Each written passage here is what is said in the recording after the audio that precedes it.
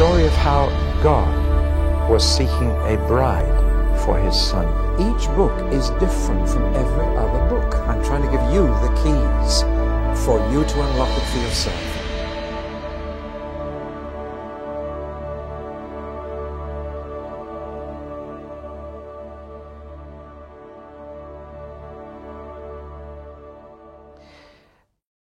Kita belum menyelesaikan 1 Korintus, tapi sebelum kita lanjutkan, saya akan menyebutkan satu hal yang sangat penting, karena Korintus adalah sebuah kota di Yunani, meskipun sebenarnya Romawi, tapi letaknya di Yunani dan sangat dipengaruhi oleh bahasa, pemikiran, dan filosofi Yunani. Seperti kita semua, dalam peradaban barat, dasar pemikiran kita adalah Yunani. Demokrasi adalah kata Yunani, tidak ada demokrasi di dalam Alkitab.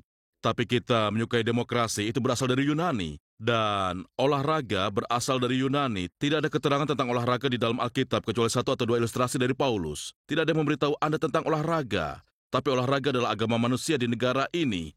Dan itu berasal dari Yunani di Peloponnesos. Dan banyak hal yang datang dari Yunani. Dan hal terburuk dari pemikiran Yunani adalah mereka selalu memisahkan antara fisik dan roh. Mereka tidak dapat menyatukan kedua hal itu. Karenanya tidak ada tempat yang nyata untuk roh.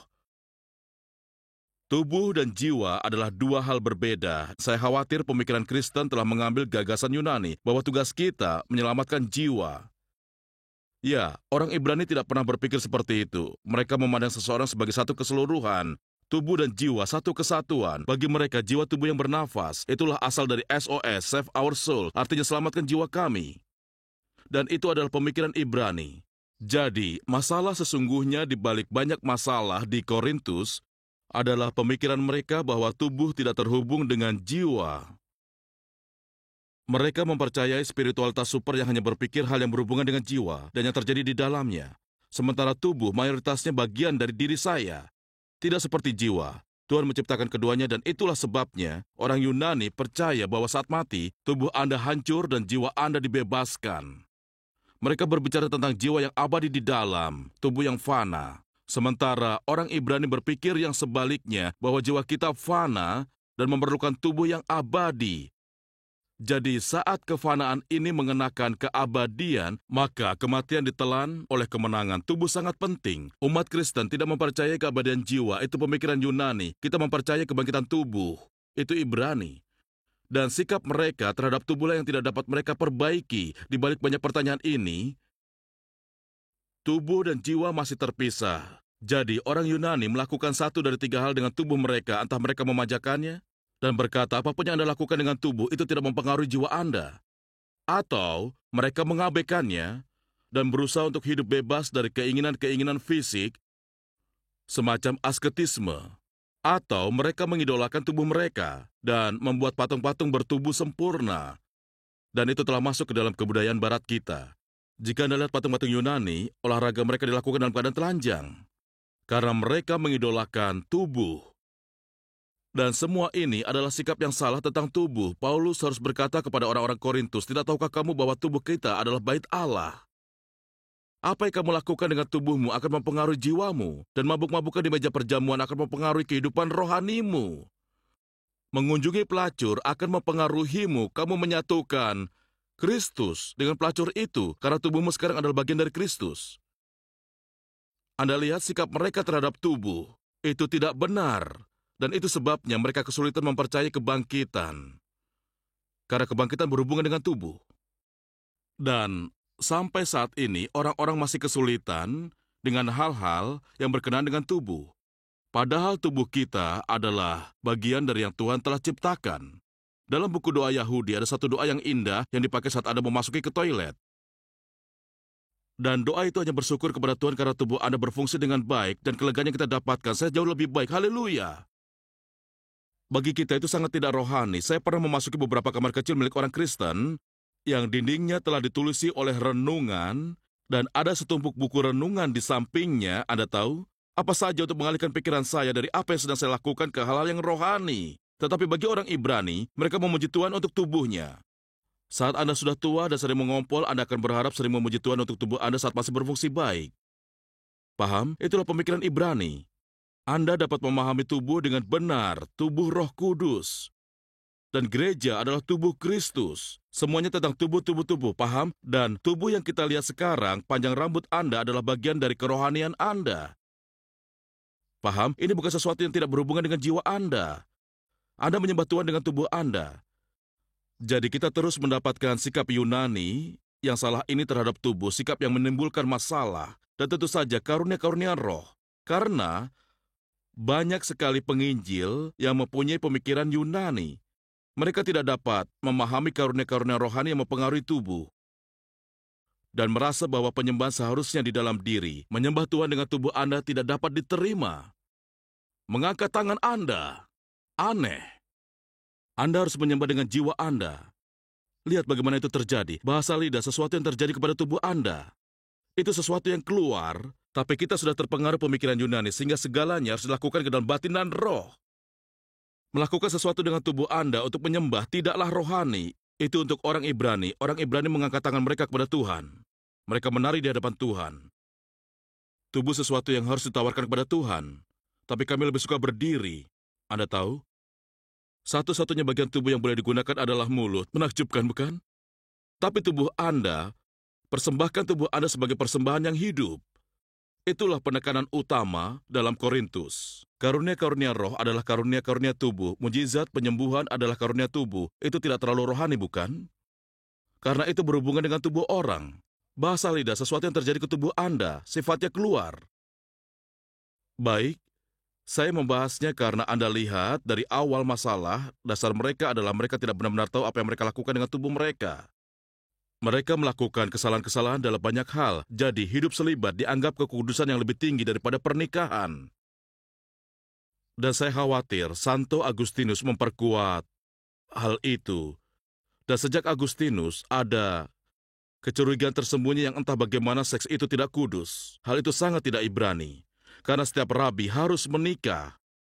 Keimaman selibat adalah kutukan dalam Alkitab. Anda paham? Ada panggilan karunia roh dalam keselibatan. Tapi itu hal yang berbeda.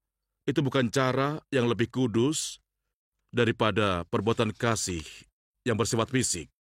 Ini membawa saya kepada prinsip positif utama lainnya. Mereka tidak pernah benar-benar mengerti apa itu kasih. Dan sayangnya, sampai hari ini kata kasih dalam bahasa Inggris meliputi banyak hal lainnya, dan kita mempunyai masalah yang sama. Saat Paulus membahas karunia roh, dia bersyukur kepada Tuhan karena mereka mendapatkan karunia roh. Sebagian besar dari 1 Korintus 12:14 tidak relevan dalam banyak gereja yang saya datangi, karena mereka tidak memilikinya. Jadi, 1 Korintus 12:14 menjadi sia-sia bagi mereka. Hal ini tertulis. Sebenarnya pasal 12 membahas karunia roh. Dan pasal 13 tentang karunia roh. Dan pasal 14 tentang karunia roh. Semuanya bersamaan.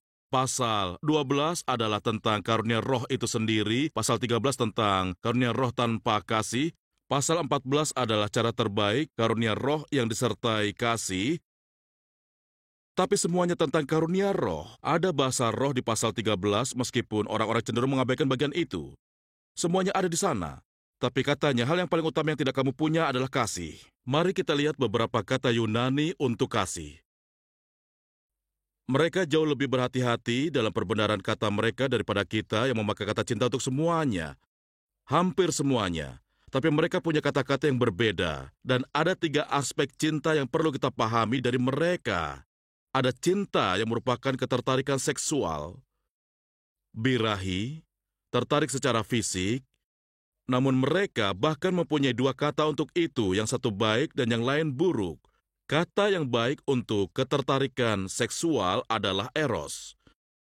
Nama yang dengan salah diberikan ke patung aluminium di Piccadilly Circus, yang seharusnya disebut agape karena itu tugu peringatan untuk Lord Shaftesbury. Dan patung itu malaikat belas kasih, bukan Cupid, tapi semua orang mengenalnya sebagai eros di Piccadilly. Eros asal kata erotis. Lalu, kata yang buruk adalah epitumia. Itu adalah kata yang kotor untuk jenis birahi yang terburuk. Eros bukanlah kata yang buruk. Saya ingin menggarisbawahinya, tapi epitumialah yang buruk. Paulus sering memasukkan epitumia ke dalam daya tarik seksual yang salah. Seks bebas yang didasarkan ketertarikan terhadap satu sama lain. Dan semata-mata dasarnya adalah ketertarikan. Beberapa orang mungkin tertarik, tapi beberapa orang tidak. Dan itu adalah soal kedagingan, hal jasmani, bentuk tubuh, kasih yang emosional, cinta, yang terus bergantung. Kasih itu bergantung kepada objek yang terus menarik hawa nafsu Anda. Dan saat hal itu berhenti, maka Anda tidak lagi tertarik kepada orang itu. Saya khawatir banyak pernikahan yang hanya dilandasi oleh itu. Begitu daya tarik itu pudar bersama usia, maka kasih itu pun hilang.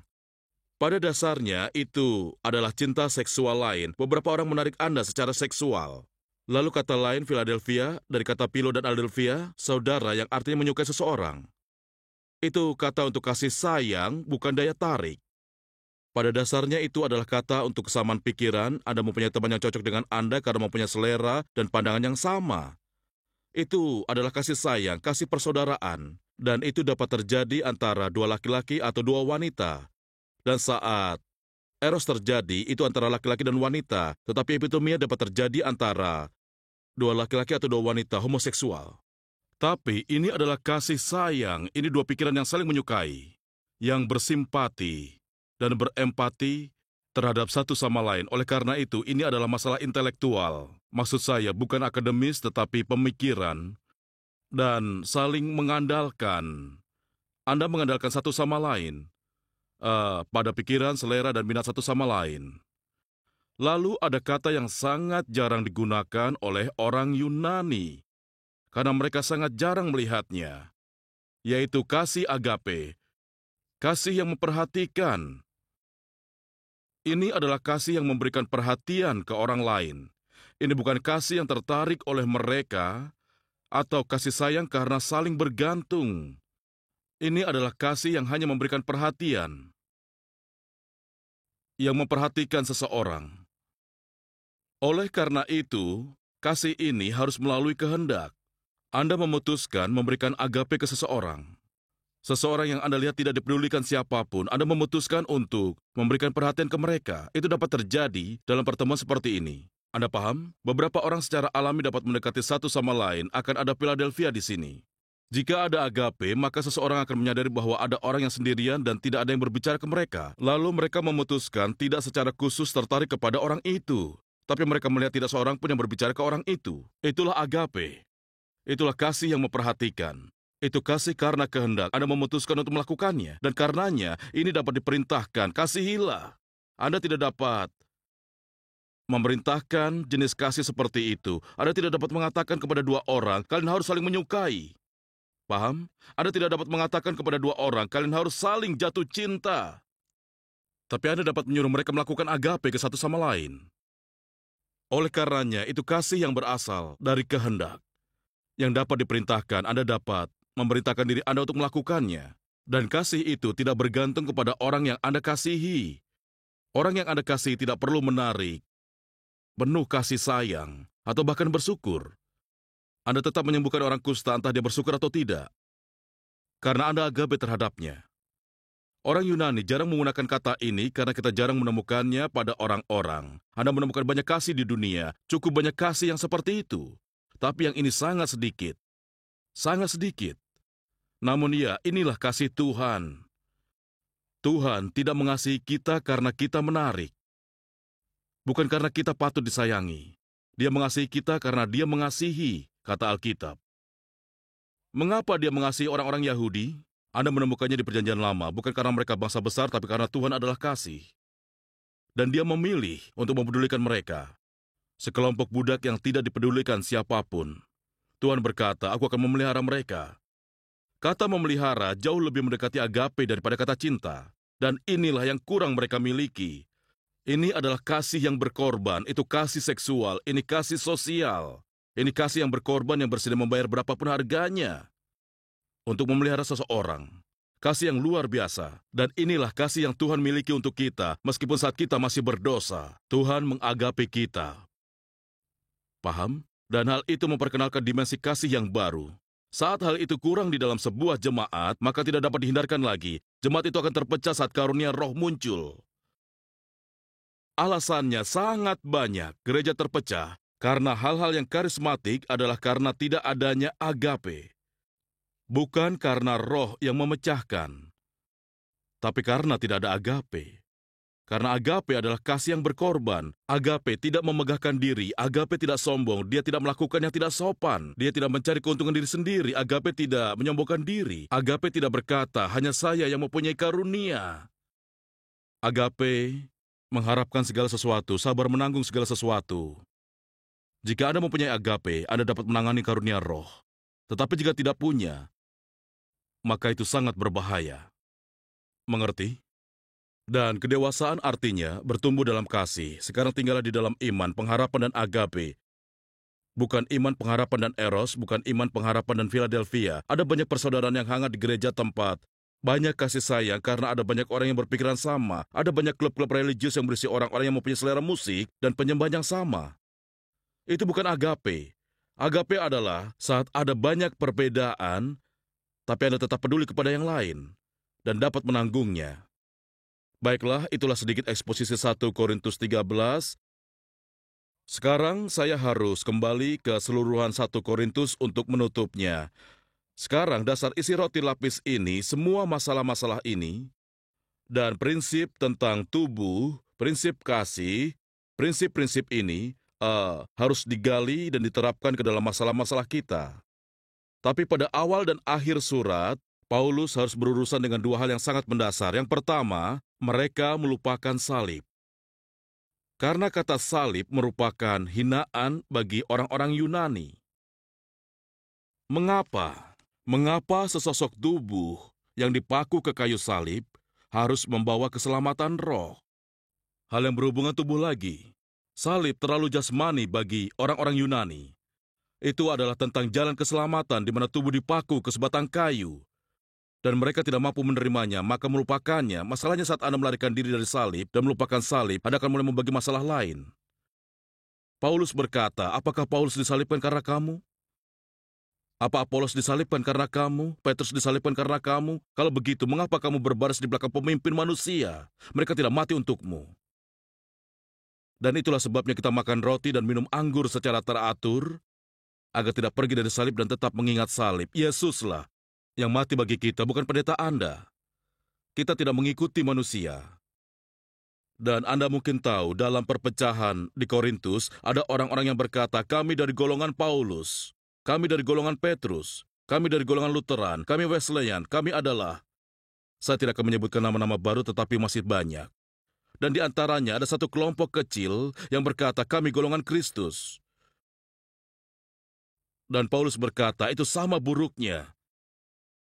Ini adalah poin yang menarik. Saya tertawa saat saya pergi ke kota besar seperti Birmingham dan mendapatkan sebuah jemaat baru. Mereka jemaat Kristen Birmingham, seakan-akan tidak ada jemaat Kristen lain di Birmingham. Kamilah golongan Kristus. Seakan-akan tidak ada jemaat Kristen lain di Birmingham selain mereka. Kita golongan Kristus. Dan itu sama buruknya jika Anda berpikir mereka punya nama, mereka denominasional. Tetapi kita hanyalah orang-orang Kristen. Anda dapat mengatakannya dengan semangat yang sangat berbeda. Paulus berkata, beberapa di antara kalian mengatakan kami dari golongan Kristus. Itu sama buruknya dengan berkata, kami dari golongan Petrus. Jika Anda menggunakannya untuk membedakan diri Anda dari yang lain, bagi siapa Yesus telah mati. Jangan pernah melupakan penyaliban Yesus. Dan di akhir surat itu, mereka ragu tentang kebangkitan karena sebagai orang-orang Yunani, mereka mempercayai keabadian jiwa. Mereka tidak dapat menerima kebangkitan tubuh. Dan surga yang berisi tubuh bukanlah surga. Dan orang-orang masih membayangkan orang-orang mati melayang dengan gaun malam putih dalam semacam atmosfer rohani yang menyeramkan. Dengar, masa depan kita mempunyai tubuh yang baru. Tubuh sungguhan yang dapat Anda sentuh seperti yang ini. Saya tidak sabar menantikan tubuh saya yang baru. Yesus mempunyai tubuh yang baru setelah kebangkitannya yang bisa memakan ikan dan memasak sarapan. Itulah masa depan kita. Masa depan kita ada di dalam satu bumi baru. Dan kita akan hidup di bumi yang baru. Dengan tubuh yang baru, Tuhan akan tinggal di bumi bersama kita. Itu sangat sulit untuk pemikiran Yunani. Jadi mereka meragukan kebangkitan. 1 Korintus 15 merupakan catatan kesaksian paling pertama tentang kebangkitan tubuh Yesus. Sekali lagi, masalah utama di Korintus adalah tubuh.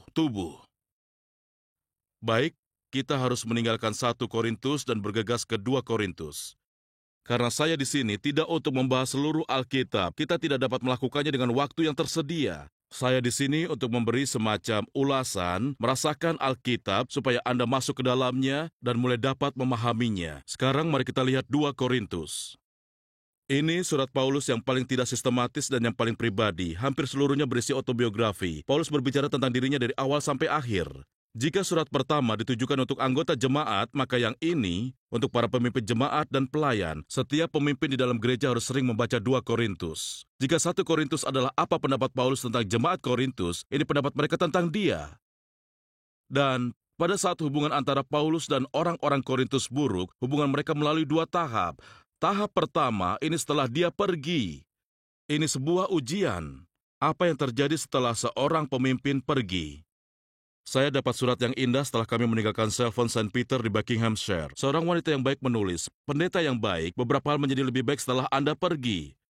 Dan itu kalimat yang indah. Dengan berbagai cara, hal itu dapat saya terima. Diperlukan kebijaksanaan untuk berkata seperti itu. Tapi apa yang terjadi saat seorang pemimpin meninggalkan sebuah jemaat?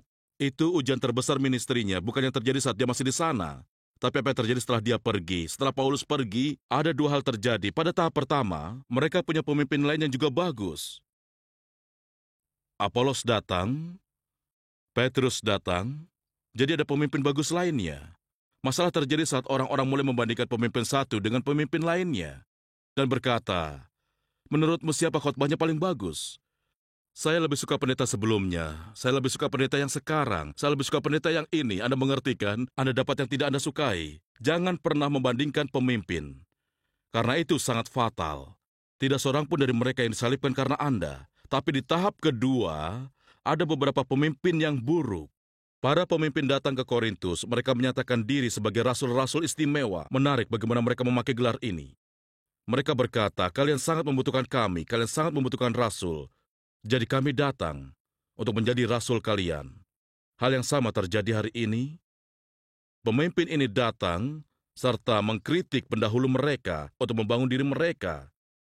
Maka mereka berusaha untuk menjatuhkan Paulus. Waspadalah selalu terhadap pemimpin yang mengkritik para pendahulunya. Waspadalah selalu terhadap orang yang mengangkat dirinya dengan menjatuhkan orang lain. Dan hal ini kerap terjadi di dalam Korintus. Rasul-rasul istimewa ini datang dan mengambil alih jemaat. Dan yang mereka katakan tentang Paulus sangatlah buruk. Nah, 2 Korintus mencerminkan kedua tahap ini. Bagian pertama, 2 Korintus, mencerminkan kritikan yang mereka buat tentang Paulus. Mari kita lihat beberapa di antaranya. Setengah bagian pertama, 1 Korintus, tidak mencerminkan beberapa perbandingan Paulus dengan pemimpin lain, tapi 2 Korintus mencerminkan pemimpin yang buruk ini, yang bukan saja diperbandingkan dengan Paulus, tetapi yang jelas-jelas secara resmi menjatuhkan Paulus. Mereka berkata, dia tidak mengajarmu cukup banyak, kamilah rasul yang sesungguhnya, dan kami akan mengajar kalian banyak hal. Mereka menuduh Paulus pelin-pelan karena selalu mengubah rencananya bahwa dia pengecut, karena dia lebih suka menulis surat daripada mengunjungi mereka, bahwa saat dia ada di sana dia ragu-ragu. Dia hanya berani saat dia menulis surat ke mereka, tetapi saat dia ada di sana, dia sangat berbeda. Mereka mengkritiknya karena tidak ada yang bersaksi tentang dia, tidak ada pengakuan, tidak ada surat rekomendasi. Mereka datang dengan, Anda tahu, ijazah sarjana universitas. Hal itu disebut mengosongkan gereja dengan gelar. Tapi mereka datang dengan kualifikasi yang dapat mereka bingkai dan pasang di dinding gereja. Anda tahu hal semacam itu. Mereka berkata, Paulus tidak memenuhi syarat, dia tidak mempunyai surat rekomendasi. Itu sebabnya di 2 Korintus Paulus berkata, aku tidak memerlukan surat pujian, kamulah surat pujianku. Aku telah menuliskan pelayananku di atas kamu, dan ujian sesungguhnya pelayanan seseorang bukanlah sesuatu seperti gelar akademis atau pelatihannya, tetapi seperti apa orang-orang yang dia hasilkan. Itulah ujian pelayanan siapapun. Mereka menuduhnya bersikap penuh rahasia dan tidak berterus terang. Mereka menuduhnya dingin, menjauh, tidak berperasaan, tidak peduli. Apakah Anda ingat Tesalonika, kritikan yang sama juga timbul. Mereka menuduhnya bukan pembicara yang andal. Itu cukup mudah untuk dilakukan. Saya ingat seseorang yang berkhotbah di Hyde Park, dan dia tidak tahu bahwa huruf H ada di dalam alfabet. Dia tidak dapat merangkai kata-kata, dan tata bahasanya sungguh mengerikan. Dua mahasiswa berhenti untuk mengkritiknya dan berkata, "Dengarlah tata bahasanya, betapa mengerikan." Tapi salah satu dari mahasiswa itu bertobat dan menjadi pendeta besar. Pendeta yang sangat terkenal, Anda pasti tahu namanya. Dan tata bahasa buruk orang itulah yang membuatnya berhenti mengkritik. Namun Anda bisa lihat, sangat mudah mengkritik seseorang karena bukan pembicara andal. Anda tahu hal terburuk yang mereka katakan tentang Paulus, Anda tak akan percaya. Mereka berkata dia tidak mau dibayar. Dan itu membuktikan bahwa dia bukan pembicara yang andal. Karena jika dia pembicara andal, maka dia akan meminta bayaran. Tentu saja di Yunani hiburannya bukanlah televisi, melainkan filsuf keliling. Dan semakin besar bayaran yang dapat Anda minta, Anda tahu bayaran Nyonya Thatcher setelah makan malam, semakin besar honor yang dapat Anda minta, semakin hebat reputasi Anda sebagai pembicara. Ya, Paulus tidak minta bayaran, jadi dia pasti tidak terlalu bagus. Sampai-sampai dia menggratiskan dirinya, jika tidak ada yang mau mendengarnya. Mereka sungguh-sungguh mengatakannya. Dan dia mendapatkan seluruh kritikan ini. Dan dia membela diri dengan permohonan yang sangat tulus dan lembut. 7 pasal pertama berisi hati Paulus yang dibuka apa adanya. Pasal-pasal itu sangat tulus. Dia berkata, "Tentu saja aku tidak meminta bayaran. Aku ingin kamu dapat kabar baik dengan cuma-cuma." Katanya, pekerjaan setiap orang akan diuji apakah mereka membangun dengan jerami, rumput kering, kayu, atau batu permata. Katanya, aku memperingatkan semua orang yang mengikutiku agar berhati-hati dalam membangun. Aku meletakkan dasar, yaitu Yesus, dan apa yang kamu bangun di atasnya akan diuji. Beberapa pekerjaanmu akan dibakar dan tidak akan ada yang tersisa. Surat ini sangat berapi-api. Hatinya dibuka apa adanya dan dia berkata, "Tidak, aku terbuka kepadamu. Kamu mengatakan, aku ini lemah. Apakah aku seperti itu pada kunjungan kedua? Tidak." Dan itu hanyalah pembelaan diri. Beberapa dari pernyataannya yang paling terkenal ada di surat kedua. Saya ingin temukan 1 atau 2 secara cepat. Ini salah satunya. Dia berkata begini, "Dalam segala hal kami ditindas namun tidak terjepit. Kami habis akal namun tidak putus asa. Kami dianiaya namun tidak ditinggalkan sendirian. Kami dihempaskan namun tidak binasa." Pernyataan yang luar biasa, bukan? Ini satu lagi. Inilah beberapa kata yang paling berharga untuk pelayan Kristen. Dengarkan ini.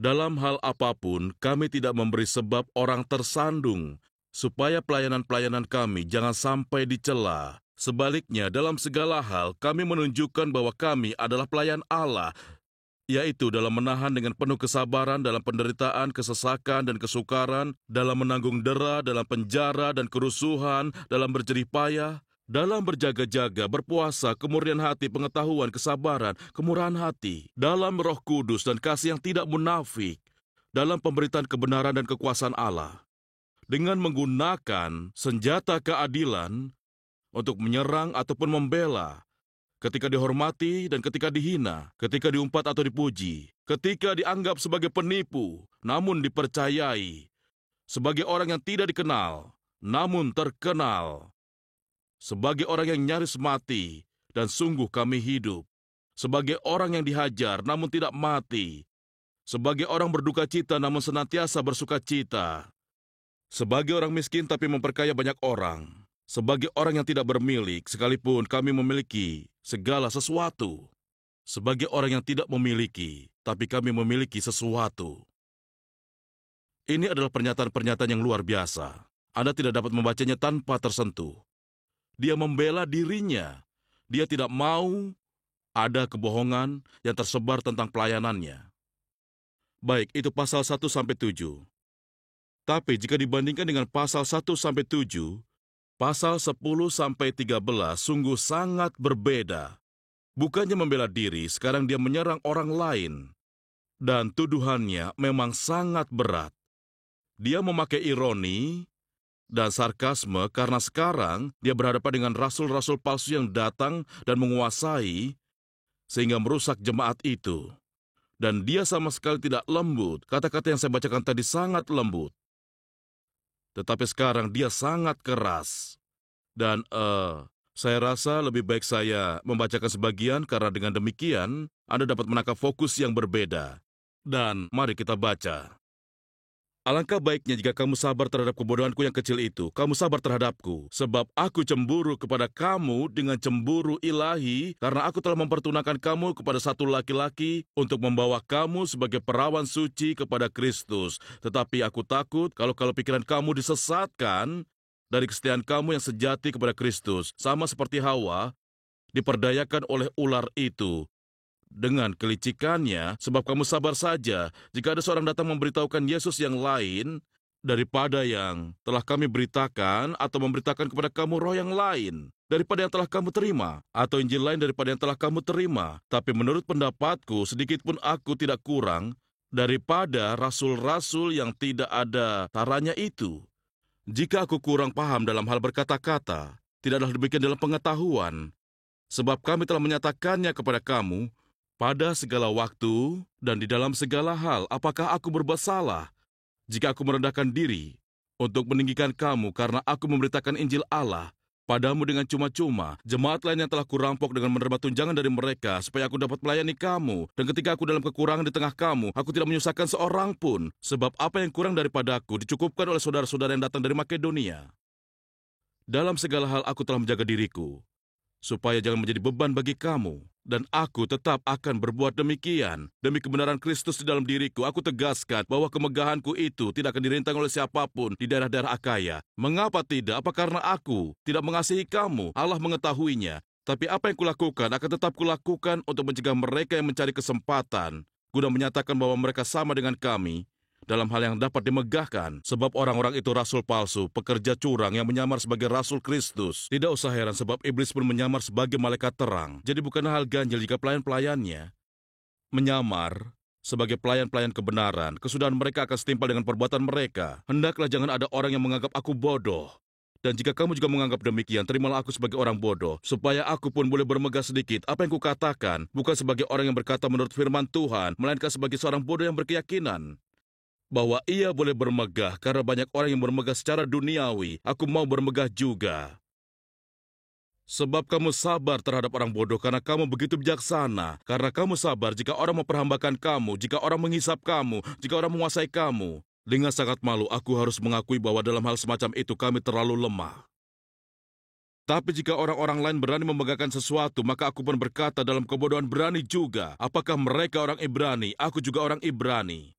Apakah mereka orang Israel? Aku juga orang Israel. Apakah mereka keturunan Abraham? Aku juga keturunan Abraham. Apa mereka pelayan Kristus? Aku berkata seperti orang gila. Aku lebih lagi. Aku lebih banyak berjerih lelah, lebih sering di dalam penjara, didera di luar batas, kerap kali dalam bahaya maut. 5 kali aku disesa orang Yahudi, setiap kali 40 kurang 1 pukulan. 3 kali aku didera, 1 kali aku dilempari dengan batu, 3 kali mengalami karam kapal. Sehari semalam aku terkatung-katung di tengah laut. Dalam perjalanan aku sering diancam oleh bahaya banjir dan bahaya penyamun, bahaya dari pihak orang-orang Yahudi dan dari pihak orang-orang bukan Yahudi, bahaya di kota, bahaya di padang gurun, bahaya di tengah laut, dan bahaya dari pihak saudara-saudara palsu. Aku banyak berjerih lelah dan bekerja berat. Kerap kali aku tidak tidur, aku lapar, dahaga. Kerap kali aku berpuasa. Aku kedinginan dan tanpa pakaian. Dengan tidak menyebut banyak hal lain lagi, urusanku sehari-hari. Memelihara semua jemaat jika ada orang merasa lemah. Tidakkah aku turut merasa lemah jika ada orang tersandung? Tidakkah hatiku hancur oleh duka cita?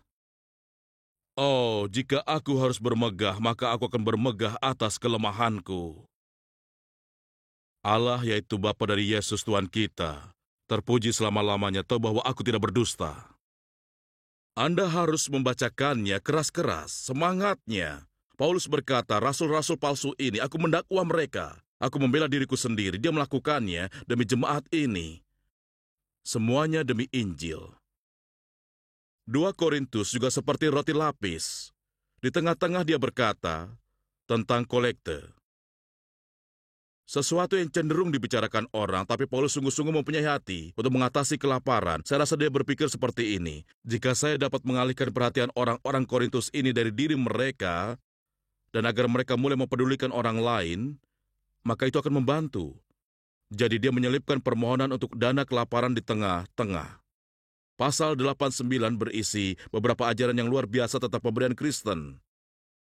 Jika Anda ingin mengajarkan orang-orang untuk memberi, gunakan kedua pasal di tengah-tengah, 2 Korintus itu. Baik, itulah surat Paulus untuk jemaat Korintus. Yang pertama untuk mengatasi masalah mereka, yang kedua untuk mengatasi masalahnya dengan mereka.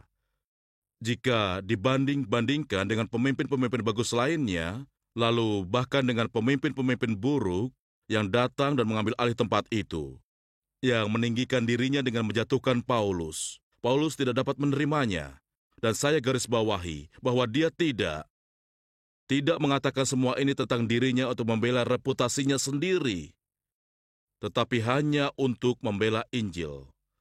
Karena jika orang-orang ingin menghindari suatu pesan, maka mereka menyerang pembawa pesannya. Dan itu adalah cara halus untuk menggagalkan hal-hal baik yang dilakukan Injil. Bacalah kedua surat itu. Dan bacalah keras-keras, agar Anda memperoleh nada suaranya. Jangan membacanya dengan suara munafik. Bacalah dari hati. Dan mereka akan membuat kita tersadar hari ini.